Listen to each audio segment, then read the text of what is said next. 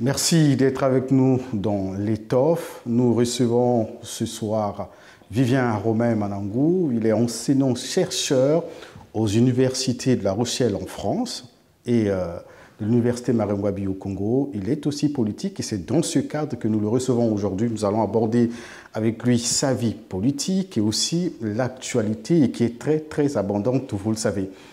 Romain, Vivien Manangou, bonsoir. Bonsoir, monsieur Ngoladi. Le président de l'association Debout pour le Congo, n'est-ce pas?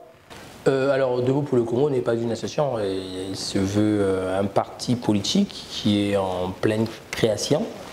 Vous savez que les démarches administratives au Congo prennent souvent beaucoup de temps, mais nous sommes en train de nous organiser cellule par cellule, section par section, pour donner enfin aux Congolais un vrai mouvement anti-tribaliste et véritablement démocratique, c'est-à-dire du haut vers le bas. On va déjà d'entrée de jeu s'intéresser à la dénomination Congo, Debout pour le Congo. C'est pour dire que le Congo est assis pour le moment, c'est ça? Écoutez... les Congolais sont assis... Un peu les deux. Un peu des deux. 183e dans le classement de Egg Business. L'université Marengwabi n'existe pas dans le classement des 1000 premières universités mondiales, des 500 premières universités africaines. Je peux étaler les chiffres, hein. Une dette publique autour de 120% du PIB. Vous avez l'impression que c'est un pays debout?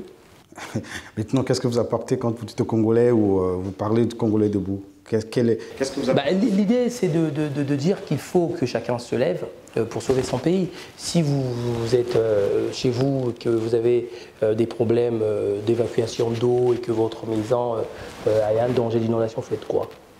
Vous n'allez pas dormir en attendant que la maison soit complètement sous les eaux. Vous allez prendre un seau, peut-être, que sais-je encore.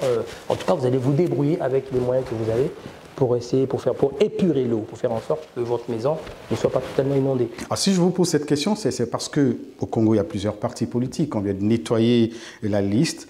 La vie politique, elle est plus ou moins mieux organisée.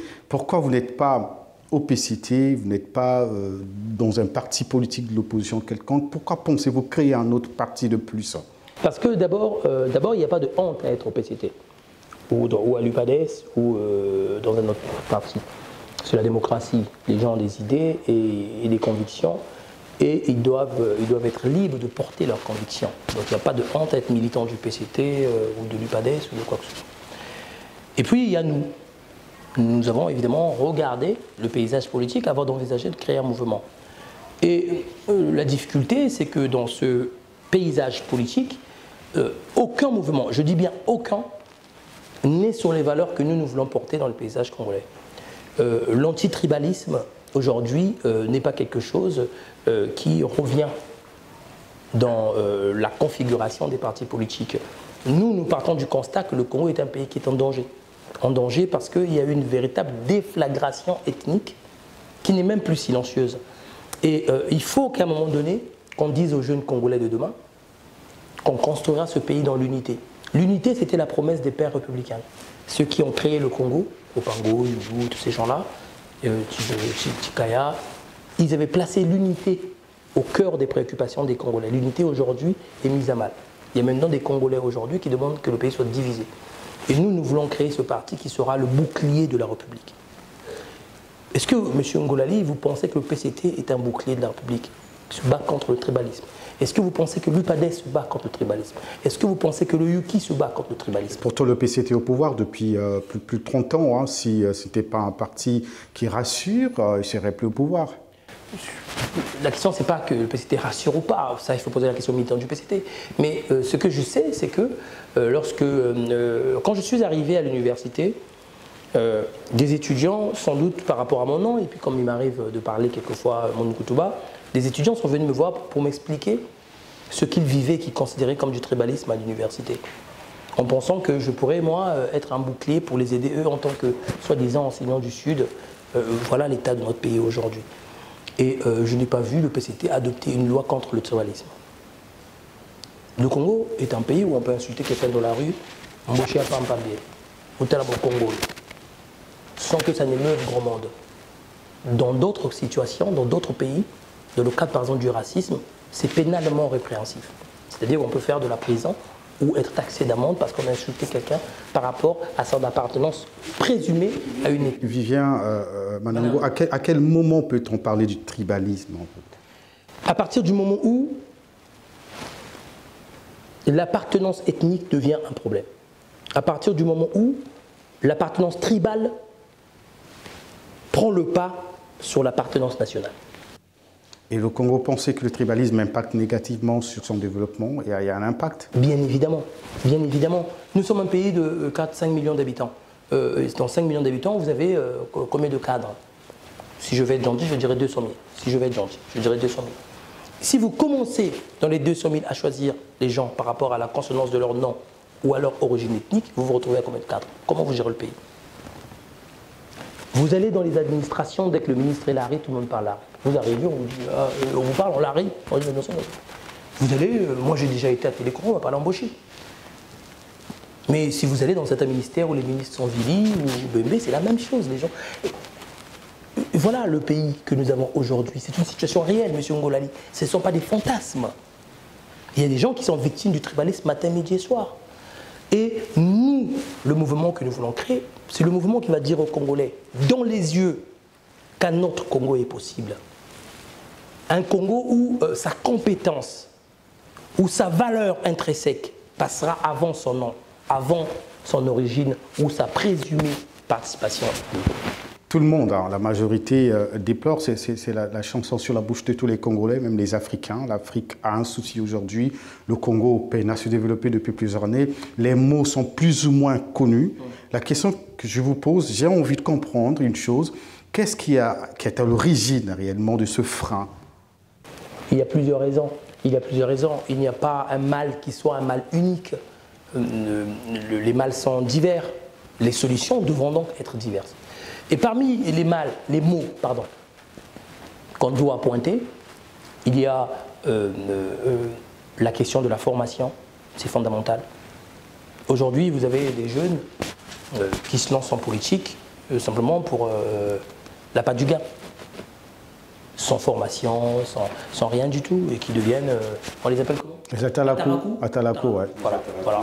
Sans doute un métier d'avenir. Le larbinisme, hein, voilà. On construira sans doute le Congo avec l'atalakouisme, sans doute. C'est la formation, l'absence de formation. Lorsqu'on est bien formé, quelle que soit par ailleurs sa formation, mais lorsqu'on est bien formé, on croit en ce qu'on est. On est cordonnier, on deviendra un vrai cordonnier. On est menuisier, on sera un bon menuisier. La formation a toujours été un véritable frein pour le développement de l'Afrique. Nous avons eu une formation qui a été calquée sur le système colonial. Et lorsque les colons ont colonisé l'Afrique, ils ont institué des systèmes de formation pour permettre le développement de la colonie, de la métropole, pardon, et non pas des colonies. C'est pareil pour la structure économique du Congo aujourd'hui. C'est une structure économique qui a été conçue par le colonisateur pour favoriser le développement de la France. La formation que nous avons aujourd'hui, les formations que nous avons aujourd'hui au Congo, le système de formation que nous avons n'est pas adapté au développement de l'Afrique. C'est pour ça que dans certains pays d'Afrique, les choses changent. La prix Nobel de l'économie de 2018, j'ai oublié son nom, mais c'est une chercheuse française mais qui est aux États-Unis, a expliqué le rapport qu'il y a entre l'apprentissage dans les langues maternelles et la réussite scolaire. N'avons-nous jamais vu des gens, moi quand j'étais à l'école, je m'en souviens, on avait des gens très forts en maths, très très forts, c'est-à-dire le gars, un génie presque en sciences physiques, mais dès que tu lui parles en français, le gars il est complètement perdu. C'est pour ça qu'en Inde, aujourd'hui, les enfants étudient dans leur langue maternelle. On ne pourrait pas réfléchir à des choses comme ça? Des enfants qu'on parle Moshi ou Kamba tous les jours et à qui on fait des études en français, est-ce qu'ils n'apprendraient pas mieux si c'était en Vili? On pourrait réfléchir à des choses, ou en Kitwa ou en Lingala, si on reste sur les langues nationales. Donc, il y a l'Afrique, il y a un décalage entre l'Afrique qui se veut souveraine, forte, et puis la réalité, la pratique. Et donc, je parlais de l'éducation, de la formation, la culture démocratique, la culture citoyenne. Mon cher Ngolali, on ne construit pas un pays sans des citoyens. Sans des citoyens, citoyenneté dans le sens de patriotisme. Lorsque vous avez cité un nom ici, je ne vais pas le citer, mais ce garçon que vous avez cité ici m'a dit une fois, si on le nomme, il va voler. Je vous jure que c'est la vérité que je vous dis. Vous avez cité son nom là. Il m'a dit les yeux comme ça, comme je vous regarde, si on me nomme, je vais voler. Voilà, mais je suis sûr que vous, dans votre vie, vous croisez des gens comme ça tous les jours. Autour de vous qui vous disent, moi, si j'ai des responsabilités, je vais voler. Comment développerons-nous un pays avec des gens qui pensent simplement à l'accumulation des richesses indûment cumulées par ailleurs? Il faut donc que nous construisons une citoyenneté avec des gens qui peuvent vivre de leur salaire, de leurs revenus, qui comprennent que le bien de l'État, c'est le bien de l'État, c'est le bien de la collectivité. Ce n'est pas simplement le bien des Congolais d'aujourd'hui, c'est même le bien des Congolais dans 2 siècles. Y a-t-il un responsable? À qui incombe? Mais la responsabilité est collective. Le président de la République a une responsabilité particulière, il est président de la République. Je voudrais bien être gentil, dire qu'il n'est pas responsable, mais je ne peux pas. À quel niveau se situe sa responsabilité? Mais la responsabilité du père de famille. Tout simplement. Si on ramène tout ça à la situation micro, on dira une famille dans laquelle tous les enfants sont voleurs ou tous les enfants ne dépassent pas le BPC, le niveau 3e, à un moment donné, il faut bien que la responsabilité des parents soit engagée. Donc, en tant que manager responsable de l'État, oui, le chef de l'État a une responsabilité, mais ça n'exonère pas la responsabilité des autres. Ça n'exonère pas l'opposition de sa responsabilité. Celle de ne pas avoir en temps et en heure dénoncer et proposer des choses alternatives. Lorsque vous avez un paysage politique où l'essentiel des membres dits de l'opposition sont des anciens ministres, qui ne reconnaissent plus leur bilan d'hier et pensent qu'ils feraient mieux demain, évidemment qu'il y a un problème. Si l'alternative à Sassou, c'est son ancien ministre, évidemment qu'il y a un problème. Évidemment qu'il y a un problème. Et donc, ces questions-là sont des questions qu'on ne peut pas régler avec simplement des bousculades. Il faut des réflexions de fond. Comment sommes-nous arrivés à ça? Comment sommes-nous arrivés à cette situation? Et c'est pour ça que nous proposons de rétablir la confiance. Parce que le Congo de demain ne peut se construire que par la confiance. C'est très simple. Le président de la République, lorsqu'il nomme les gens, il nomme et il démet les gens. Sur quelle base? Il considère qu'il va être nommé, tu n'as pas donné cette fonction, il te vire. De même que le peuple peut constater que depuis 30 ans, ce type est là, mais on a des difficultés. Donc il y a une présomption. Mais la facilité, c'est de considérer qu'il est le seul responsable. La facilité, c'est de dire qu'il n'a rien fait. Et lorsqu'on veut construire un État, on ne dit pas ça. On constate qu'il a fait des choses. Mais on en conclut que ce n'est pas suffisant. Qu'on peut aller beaucoup plus loin. Et que ce sera sans doute la mission des nouvelles générations. Vous parlez tout à l'heure, vous avez évoqué la démocratie ou la démocratisation du Congo, vous en avez parlé tout à l'heure. Vous avez travaillé avec Brice Parfait Kolela, vous connaissez plus ou moins cette opposition. J'aimerais savoir, est-ce que peut-on être fier d'être un pays démocratique? Opposition, majorité, ce jeu politique. Mais c'est ce que j'ai dit, notre système démocratique présente un certain nombre de tares. Vous savez, on retient souvent du Congo simplement le fait que c'est une ancienne colonie française. On oublie de dire que pendant plusieurs années, peut-être de 63 jusqu'à 91, ce n'est pas la vision démocratique des Lumières qui a prévalu au Congo, mais le marxisme-léninisme. Qu'est-ce que c'est le marxisme-léninisme? C'est une forme de pensée dans laquelle le rapport de force prime sur la dialectique, sur le dialogue, sur la discussion, sur la contradiction. Ce qui explique que pendant des années au Congo, il suffisait de dire que nous ne sommes pas d'accord pour que vous soyez bâillonnés. Et dans la matière, ça ce n'est pas une exception. Ce n'était pas mieux celui souvent. Il y a donc une culture au rapport de force qui existe dans notre pays. Et ces acteurs-là sont toujours là. Ils sont disséminés. Quelquefois dans l'opposition, quelquefois dans la majorité. Et lorsque vous avez des gens qui croient que le règlement politique se passe par la force et non pas par le dialogue, vous ne pouvez pas avoir une démocratie saine. Et c'est la difficulté que nous avons aujourd'hui. Il n'est pas normal que l'opposition ne soit constituée que d'anciens ministres qui n'ont pas démissionné parce qu'ils ont contesté. Là, vous parlez de Parfait Collé, là, de Brice Parfait Collé, là. Ce n'est pas une exception, mais il n'est pas seul. Mounari également. Ce n'est pas une exception, mais elle n'est pas seule. Si vous voulez faire la liste, faites-la. Mais vous prendrez beaucoup de temps. Mais vous pouvez faire la liste. Hein, Ce sont ces gens qui constituent l'opposition. Mais bien sûr, et ce sont ces gens qui ont été anciens ministres. Et vous voulez dire quoi par là quand ils sont anciens ministres à l'opposition aujourd'hui? Non, mais ce que je veux dire, chacun est libre de faire ce qu'il veut. Mais je veux que les Congolais comprennent. Nous vivons un moment crucial où le taux d'abstention est élevé à chaque élection, à part les chiffres qu'on nous donne qui sont complètement trépatouillés. On sait que les Congolais ne votent pas. Pourquoi? Pourquoi iraient-ils voter si ceux qui prétendent constituer l'espoir sont tous des anciens ministres qui n'avaient jamais démissionné, donc n'avaient jamais rompu faute de bilan, mais qui souvent avaient rompu sur des faits politiques, quelquefois de désaccords politiques. Évidemment, M. Ngolali, si vous êtes journaliste, aujourd'hui vous êtes dans votre propre maison de presse, vous avez été journaliste avant ailleurs, si vous changez, si vous étiez dans une télé, dans une radio, je ne sais pas, et que là-bas vous avez quitté parce que le chef, votre patron là-bas était un pauvre type, que vous changez de chaîne et que vous retrouvez le même patron, vous n'y resterez pas. Pourquoi avoir quitté X?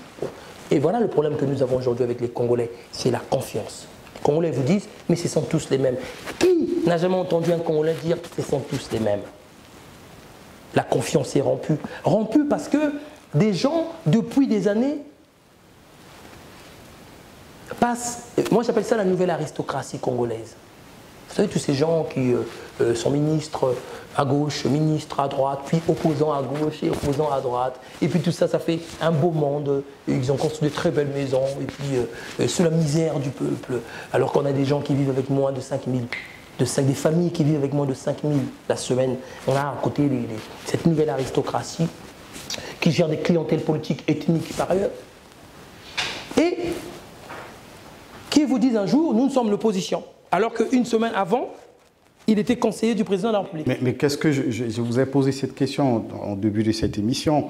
Ce beau discours, on l'entend depuis. Il y a beaucoup de gens, même bien avant, les gens qui dénoncent cette opposition qui serait... Quelqu'un me disait il y a quelques jours que l'opposition n'existe pas au Congo, puisque c'est une opposition qui se rencontre tout le temps dans 4 murs, ils font une déclaration, après ça passe. C'est ce qu'on entend tous les jours.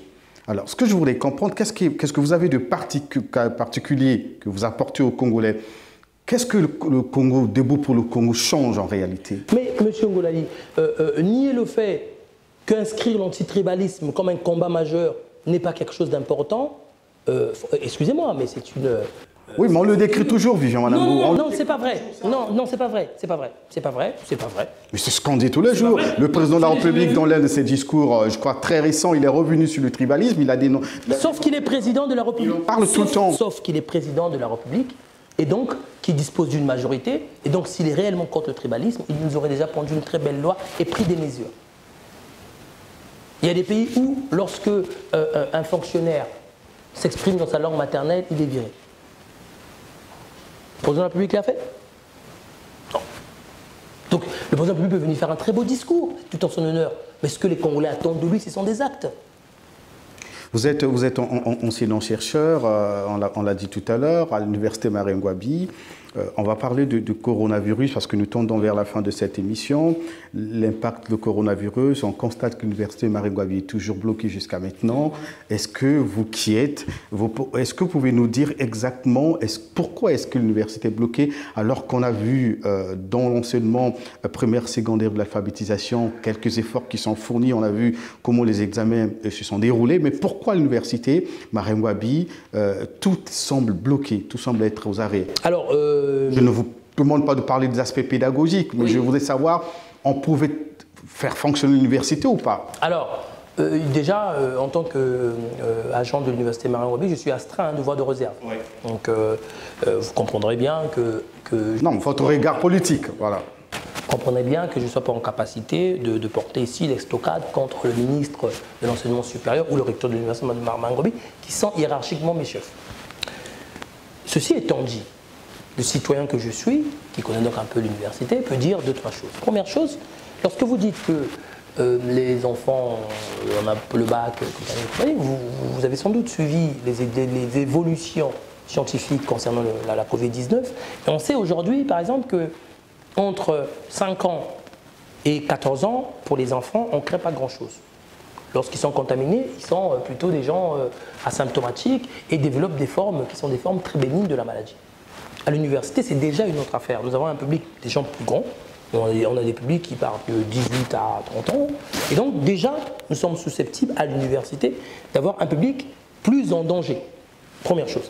Deuxième chose, c'est ce qui me semble le plus contestable, c'est que je crois qu'aujourd'hui, il est possible de réouvrir l'université en adoptant un protocole sanitaire strict. Je pense vraiment que la fermeture brusque de l'université a été une erreur parce qu'il y a des formations qui sont des formations qui peuvent très bien s'accommoder de la maladie. Par exemple, en droit, que je connais un peu mieux, en première année, c'est très compliqué parce qu'on a des effectifs très pléthoriques, mais ceux qui sont en quatrième année, en licence, ils sont une trentaine, une quarantaine. On peut très bien les loger dans des grandes salles de plus de 200 personnes, respecter les mesures barrières, exiger le port du masque pendant le cours, et puis le lavement des mains à l'entrée avec un gel, avec un désinfectant. Donc, il est possible, avec un protocole sanitaire, au cas par cas, casuistiquement, de démarrer la rentrée. Alors, c'est sans doute une décision politique. C'est sans doute une décision politique. Encore de la politique. Malheureusement, comme ça. L'université Denis Sassou Nguesso vient résoudre quand même le problème. En faisant quoi? Puisque ça s'ouvre dans quelques... Mais ça résout quel problème? Le problème pléthorique, vous l'avez dit tout à l'heure. Ben non, parce que, ça ne résout pas le problème de pléthorique des filières qui sont bourrées, puisque l'université Marien Ngouabi aujourd'hui, l'université Denis Sassou Nguesso aujourd'hui ne porte que sur quelques filières. Les filières les plus pléthoriques à Marien Ngouabi, c'est le droit, l'économie. Les deux ne sont pas là-bas. Donc nous, on restera toujours avec notre marmaille. Alors, votre lecture de la gestion de cette crise sanitaire par le gouvernement? Elle est très mauvaise. Le gouvernement a complètement raté la gestion de la crise sanitaire. C'est une catastrophe. C'est trop dur, non? Non, c'est une catastrophe. Nous, on n'a pas eu de dégâts sanitaires au Congo parce que la Covid-19 a été gentille avec nous, comme avec beaucoup d'États africains. Si on a pris une belle coronavirus, une belle Covid-19 comme au Brésil, je ne sais même pas si la moitié de la population serait vivante. C'est une catastrophe. On a pris des mesures en copiant dans des contextes totalement différents. On a abandonné des milliers de gens à leur triste sort. Regardez l'absurdité du système. Nous avons un couvre-feu aujourd'hui. On ouvre les frontières. Les vols qui devraient arriver à 1h vont arriver à quelle heure? Comment ça va se passer? Voilà, les incohérences. Le Congo, oui, allez-y. Le Congo, nous sommes à plus de 4000 cas contaminés, il y a près de 3000 et quelques déjà guéris, et si on s'en tient aux chiffres de l'OMS, 102 qui sont décédés, et vous me dites que le Congo n'a pas bien géré la crise. Mais la question, c'est pas quelles sont la réalité. Déjà, cette histoire de 4000 machin, bon, écoutez, moi je vais vous dire très honnêtement, je ne sais pas sur quoi il se base. Très honnêtement, je ne sais pas sur quoi il se base. Je n'ai pas les données scientifiques de cette affaire-là.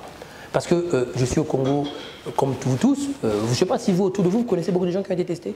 Non, mais il y a des témoignages. Non, attendez, mais je vous pose une question. Vous êtes un Congolais, monsieur. Ne faites pas comme si vous habitez au ciel. Est-ce qu'autour de vous, là, nous sommes... Puis des témoignages à la télé. Non, attendez, laissez les témoignages à la télé. Est-ce qu'autour de vous, dans votre famille, auprès de votre voisinage, vous connaissez des gens qui sont allés se faire tester à la Covid-19? Et 4000, ils tiennent. C'est des témoignages à la télé? Ce sont des chiffres fictifs, inventés. Mais pour quelle raison on inventerait les chiffres? Non, attendez, attendez, comprenons-nous bien. Hein. Je ne dis pas que les chiffres soient inventés. Ce serait irresponsable de ma part. En revanche, ce que je dis, c'est que je n'ai pas des données scientifiques là, prouvables, non contestables, sur les chiffres que le gouvernement a avancés concernant les cas de Covid. Et je dis par ailleurs que cette crise a été mal gérée. Mal gérée sur la protection des personnes les plus vulnérables. Votre affaire de l'Issungui qu'on devait faire, c'est passé où? On donne là, vous n'avez pas suivi que le gouvernement est allé à Kintélé donner Ouais. Et ça a dû faire un heureux là-bas. Mais moi, je vous dis, les gens pauvres que je connais, pour l'instant, j'en connais aucun qui a reçu l'Issungui pendant la période la plus difficile.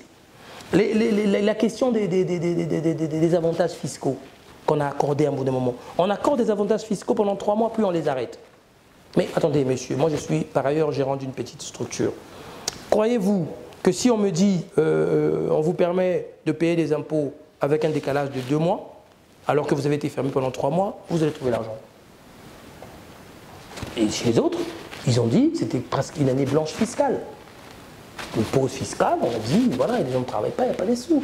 Vous avez des gens, des promoteurs de boîtes de nuit. D'accord, il y a des questions sanitaires. Est-ce que l'État ne devrait pas s'en occuper? Ces gens louent des loyers. Ils sont fermés. Aucune communication du gouvernement. Ils vont rester fermés pendant combien de temps? À la fin, c'est un chômage de masse que nous sommes en train de préparer. Avant la Covid-19, nous avons déjà la question de la dette intérieure. Les entreprises congolaises se meurent parce que de nombreuses entreprises ont investi dans le service de l'État. L'État les doit les sous. Le FMI avait demandé qu'ils soient payés, au moins en partie. Ils n'ont pas été. La Covid est arrivée. Quel État sortira? Dans quel État sera le Congo après cette affaire? Dans quel État sera le Congo, surtout en 2021? Vous serez candidat aux élections? Mais la question de la candidature à une élection, c'est une affaire sérieuse. On a eu dire, c'est ce qui justifie d'ailleurs la création de votre parti politique. S'il y a des Congolais qui pensent que je peux être candidat à une élection, qui plus est présidentielle, vous ne nourrissez pas les ambitions, vous n'avez... Bien sûr que je nourris des ambitions et des grandes ambitions pour mon pays. Mais un patriote nourrit des ambitions pour son pays. Moi, je veux que le Congo soit dans le peloton de tête. Timabiela pense qu'il ne faut pas tenir les élections en 2021.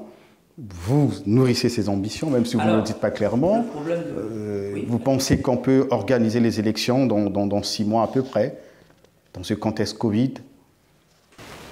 J'ai vu des pays avec des populations plus importantes organiser des élections pendant la Covid, avec des centaines de milliers de cas de Covid, mais organiser des élections. Donc je pense qu'on peut organiser des élections si on s'en tient qu'à la Covid. Il peut y avoir d'autres facteurs qui peuvent être évoqués susceptibles de demander un report de l'élection. Mais ça se pose la question à Satimabiala, à ceux, aux partisans du report de l'élection. Moi, pour ma part, ce que je pense, c'est qu'il faut respecter le cadre constitutionnel. En 2015, j'étais contre le changement de la Constitution. D'accord? Parce que je disais qu'il fallait respecter la Constitution de 2002. Je ne veux pas moi-même en 2020 dire, écoutez, il faut reporter l'élection alors que la Constitution fixe un cadre dans lequel il faut respecter. Il faut qu'on arrive au Congo à un moment donné à respecter les obligations et les exigences constitutionnelles. C'est fondamental si on veut continuer à vivre ensemble et en paix. Voilà. Vivien Romain Malangou, nous sommes arrivés à la fin de cet entretien. Je voudrais vous donner la possibilité de le conclure. Certainement, on n'a pas abordé un sujet qui vous tient à cœur. Alors, je vais simplement d'abord vous remercier parce que on a besoin de la presse indépendante, véritablement indépendante. Donc, qui veut dire indépendance veut dire difficulté financière, matérielle. Mais une presse indépendante, c'est la garantie d'une véritable démocratie. Et donc, je voudrais vous remercier pour les efforts que vous faites. C'est les cas que j'ai vu naître, je crois, comme tous les Congolais. C'est une très belle expérience. Et j'espère, je prie et je me battrai pour que ça ne soit pas la seule. Amen. Que d'après vous, qu'il y ait d'autres. C'est ce qu'on dirait. À l'église, c'est ce qu'on dirait. Bon, alors, restant sur des questions laïques. Alors. Mais pour ce qui est des Congolais, pour revenir à des choses plus classiques, pour ce qui est des Congolais, je veux dire aux Congolais, il n'y a pas de fatalité. Le pays va mal. Mais il n'y a pas de fatalité. Il y a toujours de l'espoir pour les vivants. La fin de l'espoir, c'est la mort. Or, les 5 millions de Congolais ne mourront pas tous ensemble le même jour. Donc, il y aura toujours un espoir pour la suite. Et j'ai conscience qu'il y a une rupture de confiance entre les Congolais et l'élite politique. Je parle de l'élite politique. Je ne parle pas du PCT ou de la majorité ou du président Sassou. Je parle de l'élite politique. Donc, je parle de tous ceux qui, à un moment ou à un autre, s'engagent en politique. Il y a une rupture de confiance. Le peuple ne croit plus aux politiques. Le peuple ne croit plus. Et c'est pour ça que, avec les amis qui m'accompagnent, nous allons organiser une tournée nationale qui va commencer en mi-septembre pour aller au contact des Congolais où ils sont. À Infondo, à Ouesso. Vous allez conclure en... À Madjingu. Oui. Je suis en train de conclure. aller au contact de ces Congolais-là pour aller voir avec eux quelles sont les raisons de cette rupture de confiance et voir ce que nous pouvons ensemble faire pour rétablir la confiance. Sans la confiance, M. Ngolali, rien ne peut se faire. Ni un accord avec le FMI, ni des investissements dans notre pays. La confiance, c'est le socle avec lequel on construit un pays. Et cette confiance aujourd'hui est rompue. À nous de rétablir la confiance. Romain Vivien Manangou, enseignant-chercheur aux facultés des droits des universités de La Rochelle et de Marien-Ngouabi. C'était notre invité. Merci de nous avoir suivis. Abonnez-vous massivement sur Tchéléka pour ne rien manquer. Merci, à la prochaine occasion.